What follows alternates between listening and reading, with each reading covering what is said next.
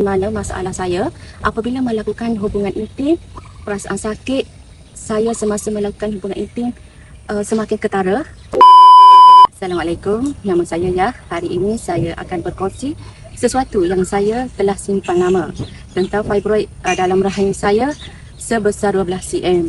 Saya tak cerita untuk rakyat simpati, tapi sebab saya tahu ada ramai wanita macam saya di luar sana yang diam menanggung derita. Saya tahu ada yang anggap fibroid ini benda biasa, tapi bagi saya sakit sampai macam hilang harga diri saya.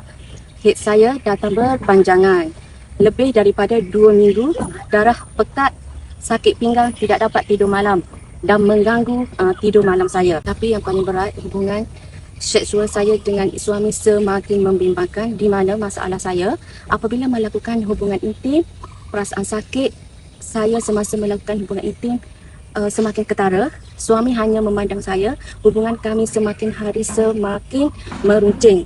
Apabila saya berjumpa doktor dan saya bertanya masalah ini kepada doktor, mereka mula menyebut tentang bilik bedah. Saya nekat cari jalan lain. Saya jumpa kapsul sarang semut. Hati saya kata, cuba. Saya mula perlahan, 1 kapsul pagi selama 5 hari pertama. Selepas itu, teruskan 1 pagi dan 1 kapsul malam. Saya disiplin, saya jaga air. Saya minum air melebihi 2 liter satu hari, dan di samping itu saya berdoa bersungguh-sungguh. Masuk sebulan, saya nampak satu harapan. Head saya mula pendek, sakit mula reda, perut saya sudah rasa tidak tegang dan saya mula rasa selesa dengan diri sendiri. Saya membuat scan, fibroid saya turun dari 12 cm sehingga 10 cm sahaja. Saya menangis masa itu. Bukan sebab kecewa, tapi sebab pertama kali saya rasa Allah telah membuka satu pintu jalan keluar daripada rasa sakit. Yang paling memberi kesan kepada saya dah boleh peluk suami saya, hidup macam suami isteri yang lain, bahagia, senyum sepanjang masa.